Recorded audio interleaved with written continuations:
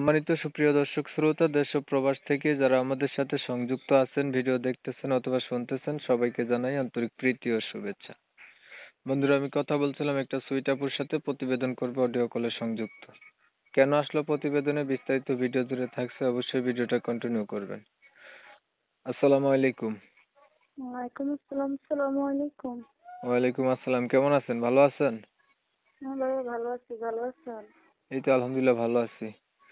ভালো আছি, ভালো থাকবেন, ভালো থাকাই কামনা করছি। শুনতে চাচ্ছি প্রতিবেদনে কেন আসছেন? হ্যাঁ, প্রতিবেদনে আছে একটা ভালো একটা মনের মানুষের জন্য। প্রতিবেদনে আসছেন ভালো একটা মনের মতো মানুষের জন্য। হুম। আপনার মনের মানুষ নাই? না ভাইয়া, মনের মানুষ থাকলে কি আর প্রতিবেদনে যেতাম? মনের মানুষ পাইতে গেলে একটা বয়সের দরকার লাগে, সেই বয়সটা হয়েছে আপনার?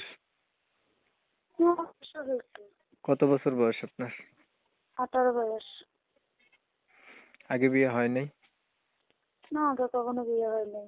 পরিবারে বর্তমানে আসে কে কে আপনার? বর্তমানে ছোট একটা ভাই আছে। শুধু ভাই? হুম। মা বাবা তারা নাই কেউ? বাবা মারা গেছে, মা চলে গেছে। এই ভাইকে নিয়ে কি নিজেই থাকেন? হ্যাঁ, বাইকে নিয়ে থাকি। কার কাছে থাকেন? বাসা ভাড়া থাকি। কি করেন আপনি? বাসা বাড়ি কাজ করি। লেখাপড়া করেন নাই? লেখাপড়া করছি, একটু পড়াশোনা করছি।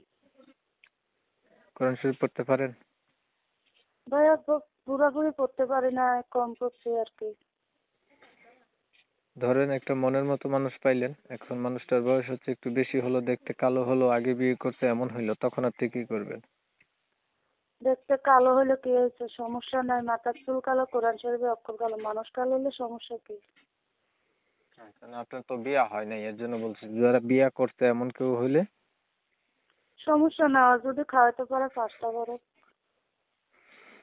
ঠিক আছে, আপনার বিষয়টা আমি ক্লিয়ার করে দিচ্ছি। প্রিয় দর্শক শ্রোতা, শুনছিলেন আমি কথা বলছিলাম, এই সুইট আপুটি প্রতিবেদনে এসে চাইতেছে একটা ভালো মনের মতো মানুষ, যে তার সুখ দুঃখের সাথী হবে। পরিবার সম্পর্কে জানতে গিয়ে জানলাম বাবা মা কেউ নাই, ছোট ভাইকে নিয়ে সে থাকে, বাসা বাড়িতে কাজ কাজ করে খায়, অল্প কিছু লেখাপড়া আছে। তো যারা এমন একটা আপু খুঁজছিলেন, তারা চাইলে এই আপুর সাথে কথা বলে দেখতে পারেন। আমি কিন্তু কমিউনিটি গাইডলাইনের কারণে আপুটির নাম এবং ঠিকানা আপনাদের ভিতরে তুলে ধরতে পারিনি, এর জন্য আন্তরিকভাবে দুঃখ প্রকাশ করছি। যারা আপুটির নাম ঠিকানা সম্পর্কে জানতে চান, অবশ্যই ওনার নাম্বার আমি ভিডিওর স্ক্রিনে দিচ্ছি, আপনারা ফোন দিবেন, যোগাযোগ করবেন, তাহলে জানতে পারবেন। আপুকে আর কিছু বলবেন? না ভাই, আর কিছু বলবো না। তো আপনারা অনেক সময় নিয়ে পাশে থাইকা ধৈর্য ধরে কষ্ট করে ভিডিও দেখছেন, এর জন্য সবাইকে জানাই এমএসকে টিভির পক্ষ থেকে ধন্যবাদ। সবাই ভালো থাকবেন, সুস্থ থাকবেন, আল্লাহ হাফেজ।